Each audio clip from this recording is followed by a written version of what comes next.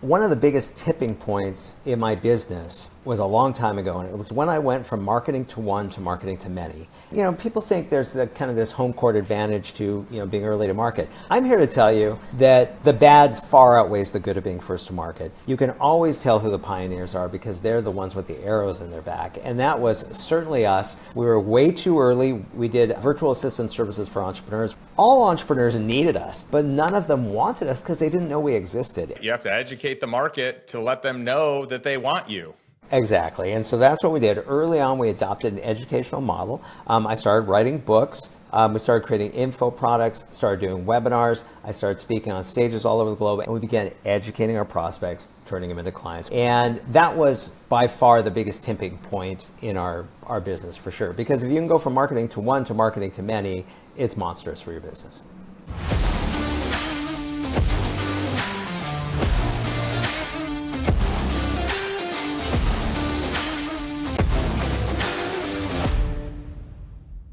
What's up, Daven? So good to have you here. Good to see you, amigo. As you can see, it's a little windy here.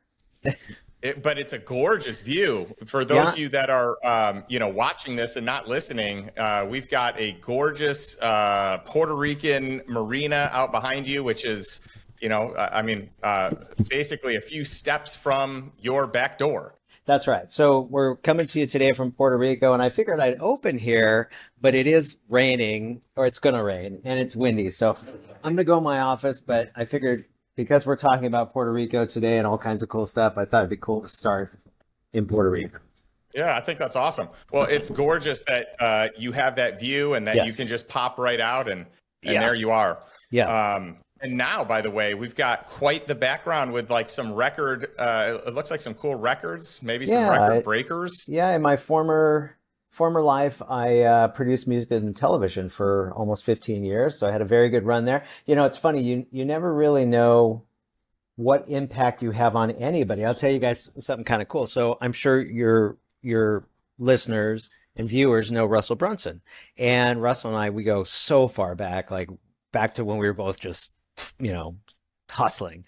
And so I have some friends here in Puerto Rico, and they had joined Russell's mastermind, and they went to the mastermind, and the wife of this friend of mine, Russell, was walking by, and she said, "Russell." Oh, and I told them to tell Russell I said hi. So they go, "Russell," and Daven Michaels says hi. And Russell's like walking by, and he stops, he goes, "Daven said hi." He stops, he turns around, and said, "Daven Michaels?"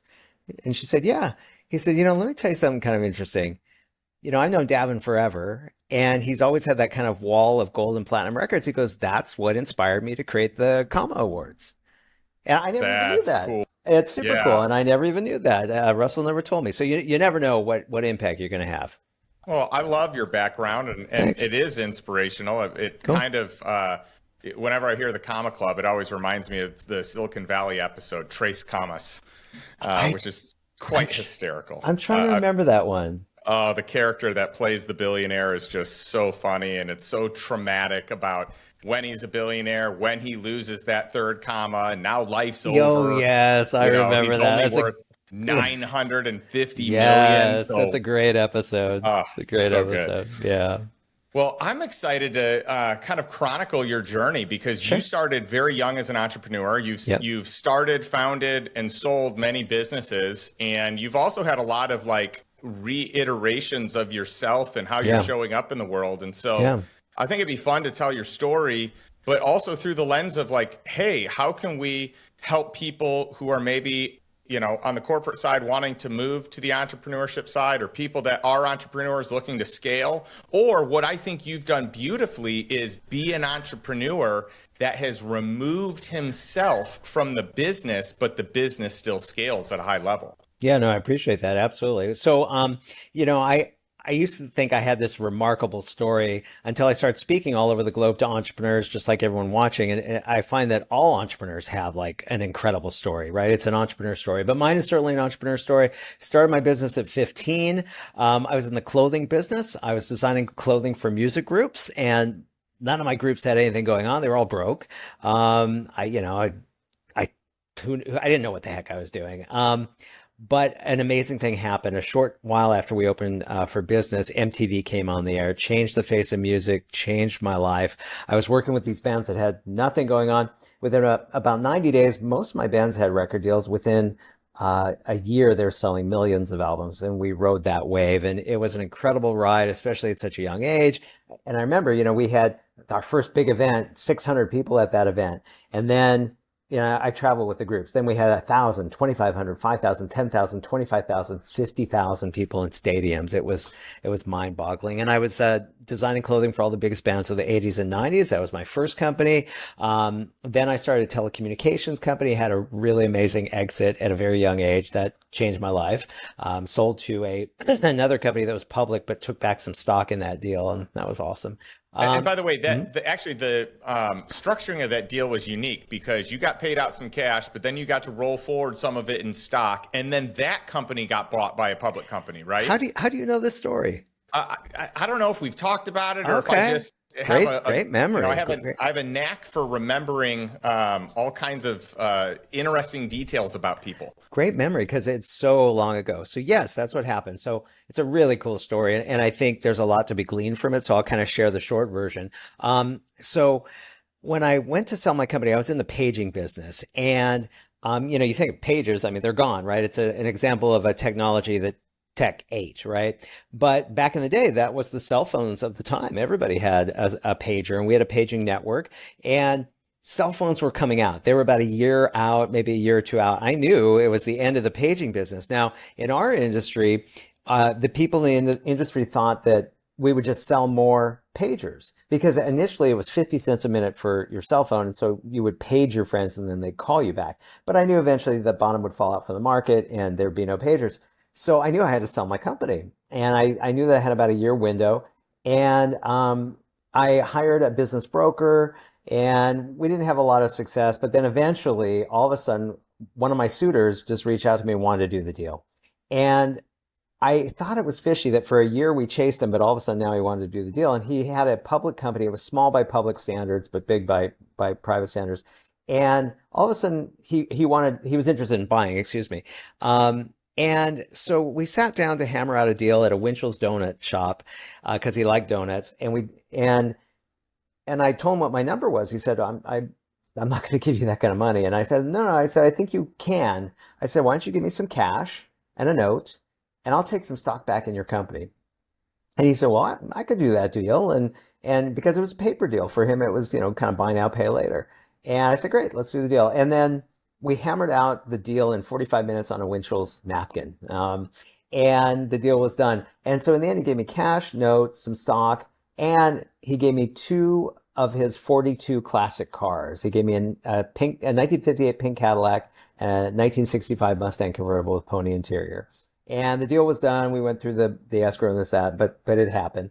And why did I do the deal? Well, for a couple of reasons. One is he was the last there were only two public companies left that hadn't consolidated. And I thought it was odd that, he just called me out of the blue to do the deal. And look, I was young. I could take chances, and so I did. And half the company got bought out a year later, and that moment in time changed my life. From there, I became the biggest I was a recording artist for a minute. Then I became the biggest electronic music event producer in the US. And that was first. Because I had built-in fan base, I could throw my own concerts. So then I had distribution. Then I had I had a record deal, put out a couple albums, had success there, and then started writing and producing music. And I thought I was just gonna do that for a bit and go back to being an artist. But my partner Layla discovered Tupac, and that plummeted me into the hip hop world. Yeah, changed my life, changed the face of music again. Yeah, that was incredible and fortuitous and also planned. I aligned myself with Layla because I knew what she was capable of doing and with her connections and her mission. And so that happened, changed my life. I produced a lot of big bands, obviously. And then I got out of the business. And so why did I get out of the business? Well, I was doing great, but Napster came out. 50 million people were downloading free music.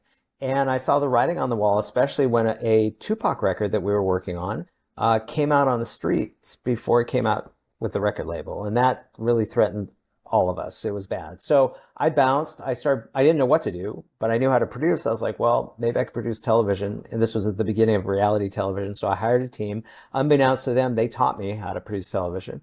And I never really had any success in the television business. I didn't have any hits because I was only there a few years. And then I started a sleepy little company in the outsourcing business called 123 Employee.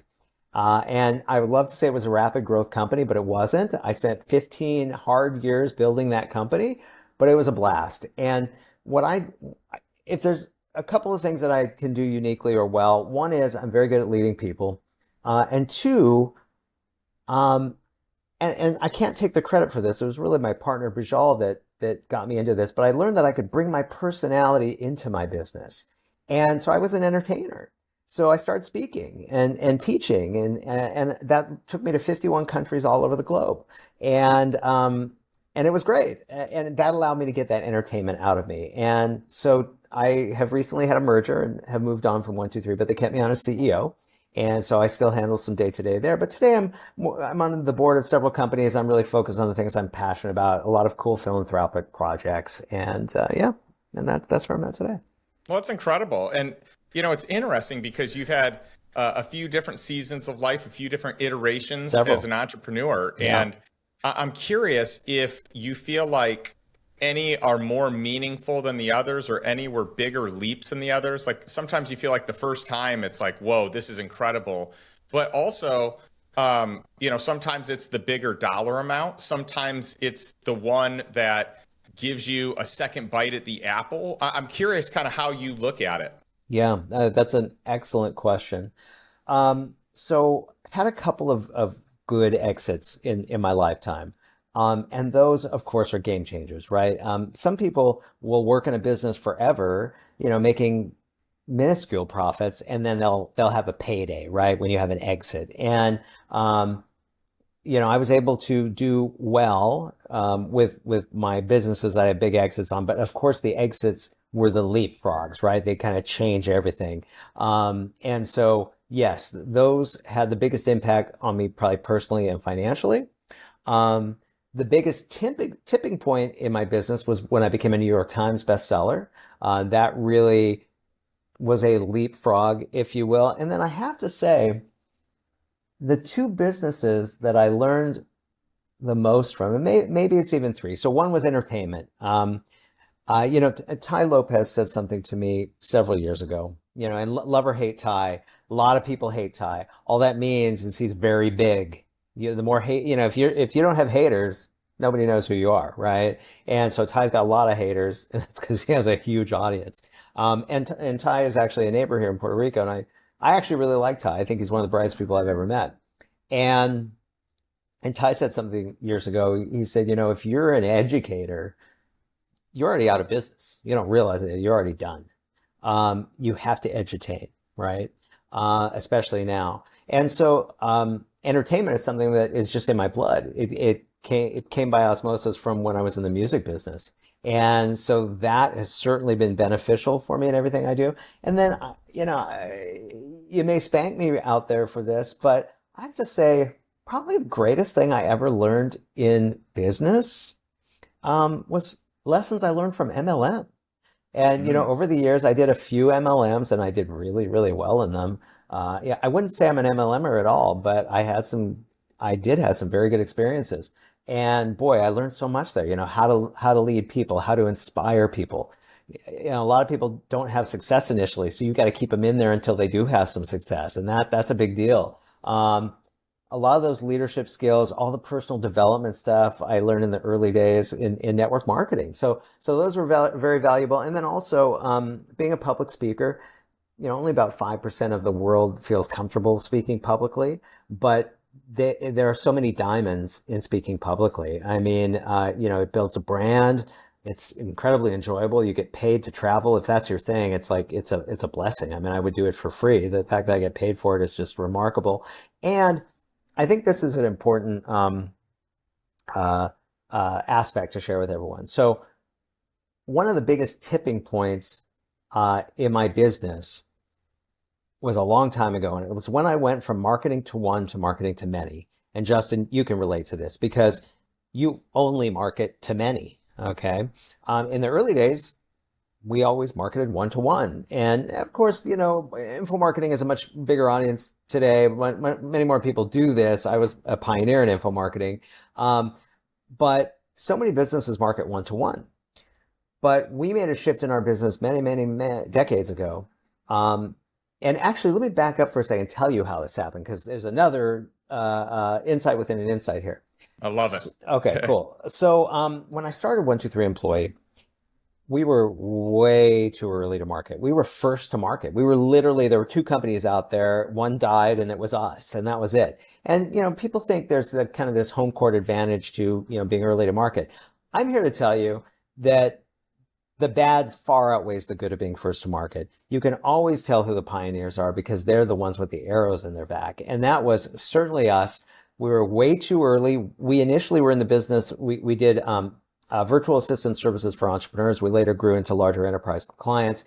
And so all entrepreneurs needed us. They absolutely needed us. They were all buried. They needed our help, but none of them wanted us because they didn't know we existed. And everyone's always trying to sell into a need. Forget about a need. I mean, I need health insurance, but I'm not excited about it, right? But I want the new Tesla truck, and I'll do anything to get that damn thing, right? So you want to sell into one, but nobody wanted us because they didn't know we existed. So early on, we You got to decided do a marketing campaign, right? You have to educate the market to let them know that they want you. Exactly. And so that's what we did. Early on, we adopted an educational model. I started writing books. 10th book is out now. We started creating info products, started doing webinars. I started speaking on stages all over the globe, and we started doing our events globally, Australia, US, Europe, Asia, New Zealand, and we began educating our prospects, turning them into clients, which of course you can relate to. And that's, what we do today. And that was by far the biggest tipping point in our business, for sure. Because if you can go from marketing to one to marketing to many, it's monstrous for your business. Oh, no doubt. And you made a comment that maybe one of the biggest successes, or one of the most exciting personal achievements you've had, is becoming a best-selling author. And I remember early on, as I was writing my book, I had a really good friend say to me, "Hey, Justin, there's life," and he was a best-selling author. He goes, "There's life before becoming a bestseller, and there's life after becoming a bestseller, and it is nothing alike." And I would agree with that. I kind of chuckled at that. Yeah, I'm like, right. okay, whatever. We'll see. That is one of the truest statements and pieces of information, education that I have ever gotten, because it is a whole different world out there. And Totally. the opportunities that exist because of assumed authority or presumed authority, just it's endless. Absolutely. Absolutely. Yep. A lot of gold there.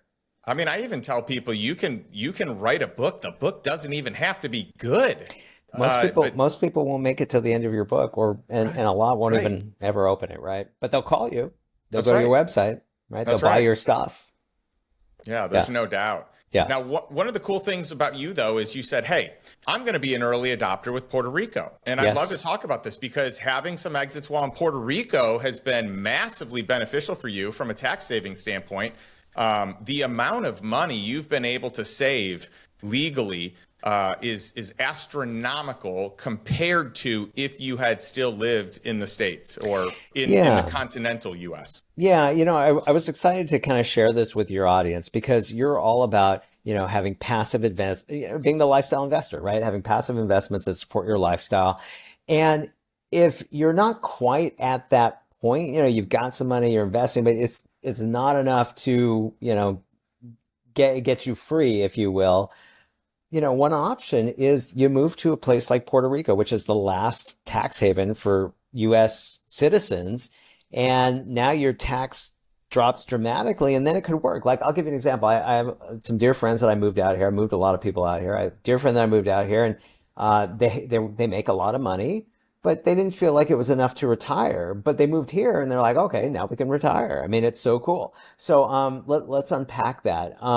So just to be clear, I actually, you can't come over here and just take an exit. It's based on, what the value of your business was when you left and when you got here, and there's a formula. So you and 3 years. You have to be more than three. So for example, if you built a business for 10 years, and you want to take advantage of the 10 years of when you sell it, you'd have to be here for 10 years. So, but you could write off a percentage. So, but the fact that you just save money on your taxes is huge, and there's even more benefits than that. So let's unpack it and I'll explain. So Puerto Rico is in the U.S. For those of you that don't know it, most people do. A lot of people don't. First time I came here 25 years ago, I didn't know. We're a territory, and we are not governed by the IRS. We do report to the IRS. They have an office here, as well as we have the FBI here too. So there's oversight. But our tax authority is called Hacienda, and that's who taxes us. And so the U.S. government, and I apologize if I get a little of this wrong. I'm not an attorney or a politician, but the U.S. government allows these territories to offer certain incentives, economic incentives, to attract people to their islands. And so there have been economic incentives here in Puerto Rico. Depends who you ask. I will say since the 40s, Operation Bootstrap, but honestly, it goes back to the Spanish. When Spain was here, they offered economic incentives to attract people to Puerto Rico.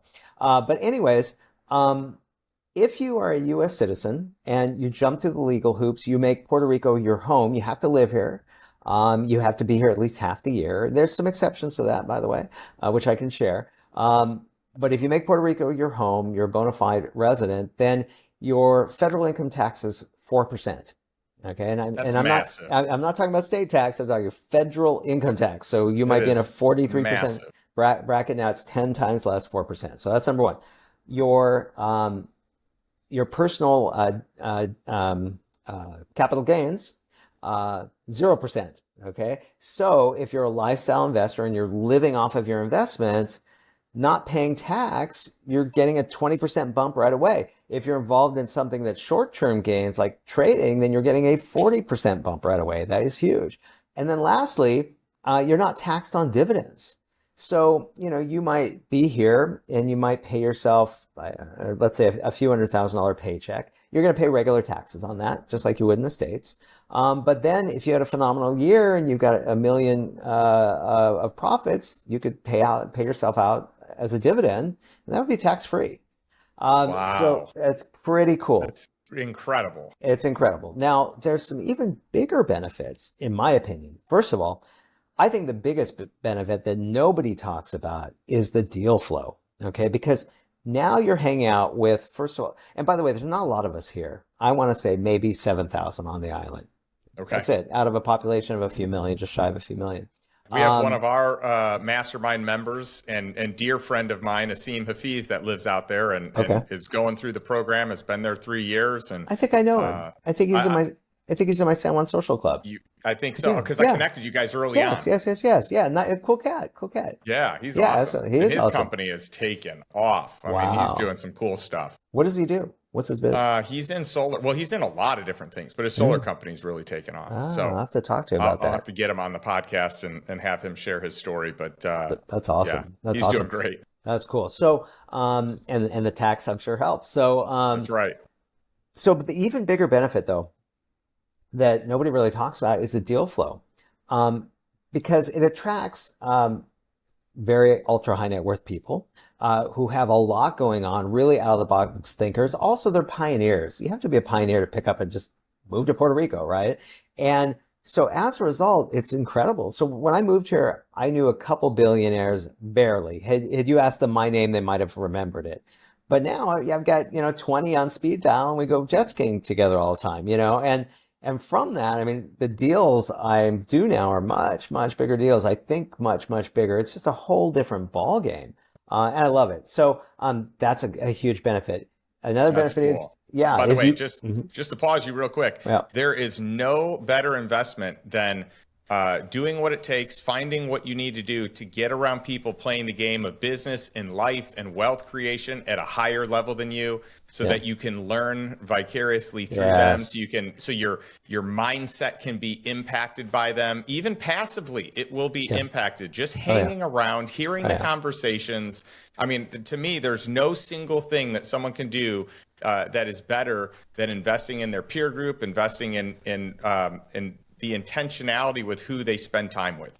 I would totally agree. I think completely different than I did 6 years ago. Yep. I know so much more. It's a whole completely different mind shift. Yeah, and there's a Yeah, compounding effect on it. So it's not yeah, like you just hang out in this one conversation or this one year, you get what you get. I mean, over time, that compounding and the direction that you take your life, the way that you see things, the people you have access to help you vet or to partner with, or to I guess glean their expertise. Like it just is it up levels you in so many ways, but the way that it exponentially compounds over time, I think most people underestimate.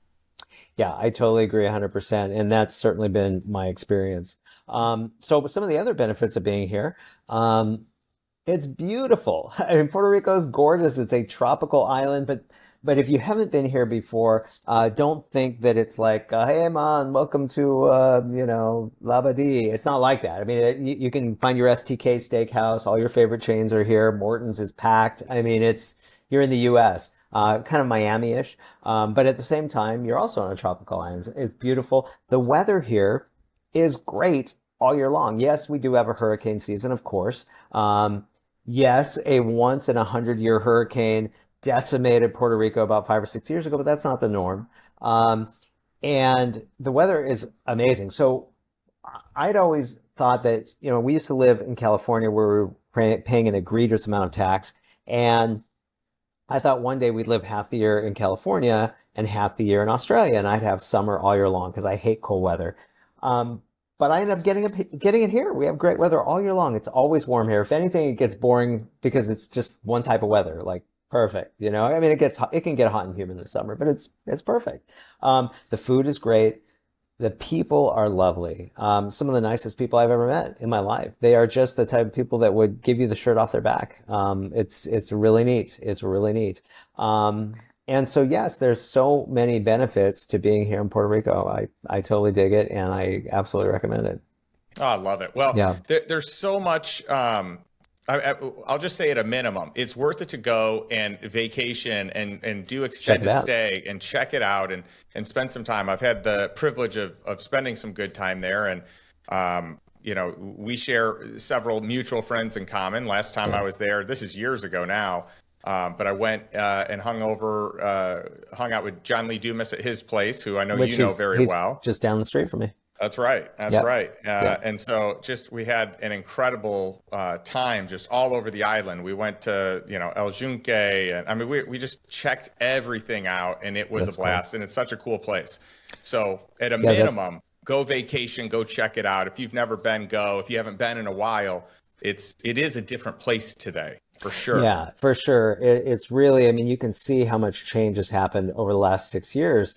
And a lot of that has to do with the economic incentives. It's attracting a lot of brain trust and money to the island to affect change. And then on top of that, compound that with a ton of bright and successful Puerto Ricans as well. And it's just a recipe for greatness. And I believe that this is actually going to be a renaissance for Puerto Rico. This is very interesting. So when Puerto Rico created the last iteration, let's call it, of these tax incentives, this was back in the 40s, Operation Bootstrap, Luis Munoz Marin, who was the first Puerto Rican governor of Puerto Rico.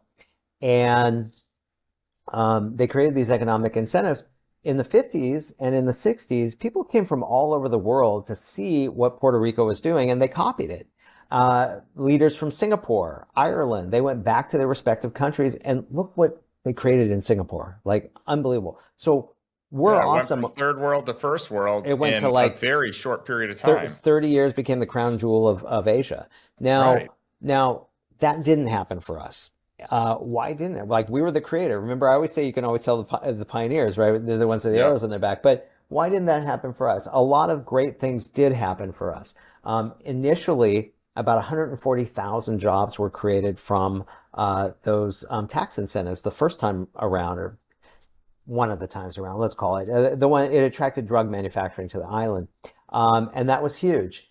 This is legal drug manufacturing for the record Correct. because the Yes, yes. water's so pure and clean. I just want to Yeah. clarify that. Yes, yeah, yeah, yeah. Yeah. So, anyways, it was wonderful for Puerto Rico. But then that went away and Puerto Rico went into a 20-year landslide, which is they're now kind of coming out of. Why? Well, a lot of this was governmental mistakes that were made on a governmental level. But I believe now could be a perfect storm and a renaissance for Puerto Rico. Why?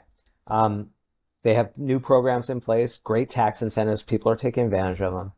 Puerto Rico is flush with billions of dollars from FEMA relief. And so that's coming through.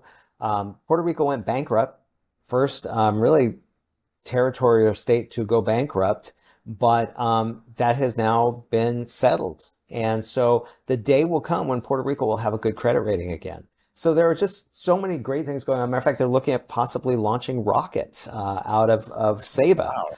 which would be huge. That would be massive for Puerto Rico. So there's so many great things going on here. I think a lot of people, when they think of Puerto Rico, oh, they don't have power, right? No, we have a power. Okay. There's so many great things going on here. And, I just love being an advocate for Puerto Rico. And also, I want to share something, Justin, because you mentioned JLD. So John Lee Dumas is a dear friend, a neighbor, and one of the reasons I actually moved to Puerto Rico. And so I'll explain how this segues in a second. So, as you know, Justin, I created a group here. So I love to create communities. I have millions of followers globally, but here, in my community, I have millions of followers globally. But here in Puerto Rico, I also started a community about 6 years ago when I first got here.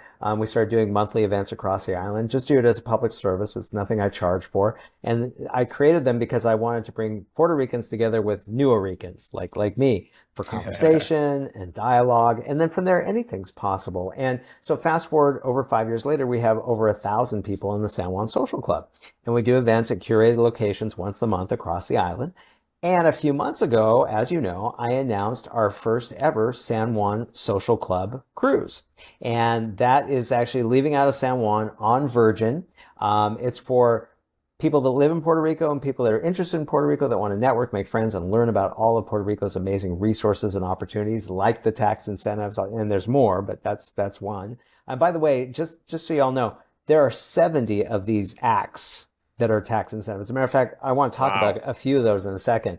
70. That's 70, incredible. and they're all neat. So I'll explain a few in a second. But we announced the San Juan Social Club cruise. We've already had 250 people book it, which is exciting. JLD is speaking, as are some other world-class speakers. We have a couple of former Secretary of Economics Development to Puerto Rico. They're speaking. We have some big celebrities. Joel Comm, New York Times bestseller, he's speaking.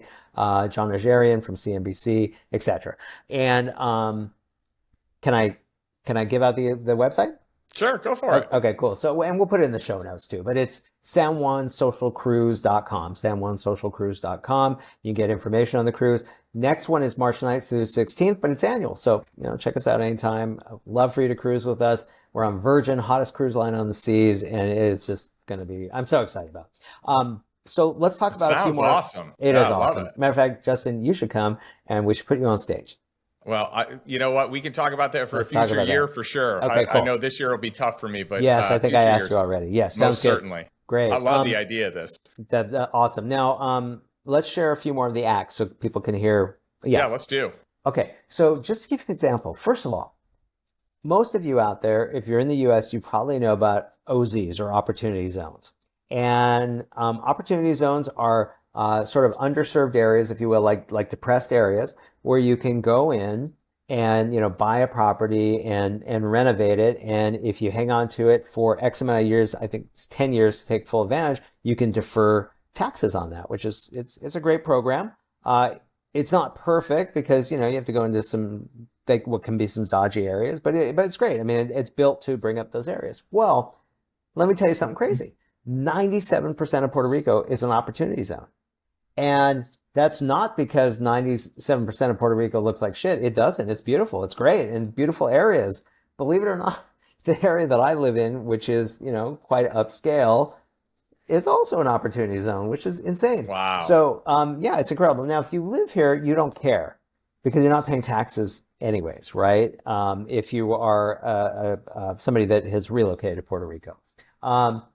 But if you're raising money for projects, you do care, right? Because if you bring money from the U.S. and what have you, then they can defer their taxes or alleviate their taxes, which is great. So that's one. There is my favorite is the hospitality incentive. So if you come here and you buy a property, it has to have, I believe, it's either 7 or 8 bedrooms and baths. Okay. Now you could buy it, it could have 6 bedrooms or baths, and you could add that extra 1 or 2. But if it has, it's either 7 or 8, then, and let's say you pay, let's just say you pay $1 million to keep the numbers round. You pay $1 million for it, and you put $1 million into reno, which you probably wouldn't. I mean, you probably put in like 400K or 400 probably. But let's say you buy it for $1 million, you put $1 million in reno. You receive back a 40% tax credit. So if you buy a place for $1 million, put in $1 million, you will receive back $800,000 in tax credit. Now you may say, well, I don't need that tax credit or whatever. You could sell the tax credit for about 95 cents on the dollar. So essentially, you invest $2 million and you're going to get almost $1 million back. Wow. Hello, I mean that's the craziest thing ever. Yeah, it's over a 4-year period, but it's huge, absolutely huge. And there's always kind of these little caveats to each act as well that's cool too. Like, for example, let's say you're a little tight on cash doing this deal. You can take a lower back end, but get 10% up front, like as soon as you fund. So let's say you finance, and let's say you had to put a couple $100,000 down on this $2 million full construction package. But you say, I'll take my economic incentive 10% up front, and I'll take 10% less in the back. Then you would then be able to pay back what you put into the deal. And then at that point, you'd be $0 in of your own money. Like, that's insane. It's really insane. Okay, here's one more. I love it. We have a 40% tax credit for entertainment, for shooting. So my cousin Danny is a showrunner. She's a producer, and she came here and shot her pilot for Amazon. We got to hang out because she got 40% back. They shot it here. Her pilot took place in Cuba, so they just cheated it so that this looked like Cuba. Super awesome. I'll give you one more that's really cool. So Puerto Rico is, of course, big proponents of sustainable energy. So if your car has a plug, so there's a 30% import tax if you want to bring your car over here. There's if your car has a plug, then you pay 0 import tax. So I have a supercar. It only gets 19 miles on electric, but it's got a plug. So I got to bring it over here it's a plug-in hybrid. So I got to bring it over here tax-free, which is so cool. I think I spent $1,500 to bring it over here. It was ridiculous. And that's just some. There are so many of these tax incentives. And that's because, that's what these territories get to offer. They need something to draw people to them, right? And so I just think it's so cool. And I'm fascinated with Puerto Rican history and the history of the economic incentives. There's a lot to be gleaned from it. Oh, I love it. That's so cool. Well, yeah. I'm a huge fan, and I feel like you've shared so much insight with us on your journey and on Puerto Rico. I did an earlier podcast episode years ago with James Hickman, who's a good friend that lives out there. At least part of the year. James Hickman. Yeah, he lives here and he lives in Whistler. Yeah, he's good buddy. Right. Yeah, he is. And this is really cool too, by the way, is if you come out here and you say, I'm not going to contribute at all. I'm just going to come here, do my time and go home. You're still going to contribute because you're going to hire people, you're going to hire your cooks, your cleaning people, your maid, your this, your that. You're going to patronize local restaurants and so on and so forth. So at the bare minimum, you will make an impact by coming over here. But there's a lot of people that come over here and they say, hey, I want to make an impact where I live. Like for me, my goal was to leave this island a better place than when I arrived. And so that's why I created the San Juan Social Club. That's why we have a philanthropic arm as well. Last year, we gave 1,500 toys to the orphans. We're about to do that again this year. We helped Boys and Girls Club raise $300,000 in a day, which was a record for them. We're doing all these cool things. And James is another example. He came here and he started Roundtable Media. Now, James is the former president of Sports Illustrated Online and a very smart individual, super smart, great guy. And he came over here, started Roundtable Media, which is almost a kind of, it's like a news version of Sports Illustrated Online, but it emanates from here in Puerto Rico. So it's just an example of the movers and shakers that are coming to the island and affecting change. Yeah, such a cool spot. Well, I appreciate your time. Where can Yeah, people learn more about you if they want to, inquire? Obviously, you've already listed the website for sure. the cruise, Yeah. but if people are interested more in connecting with you.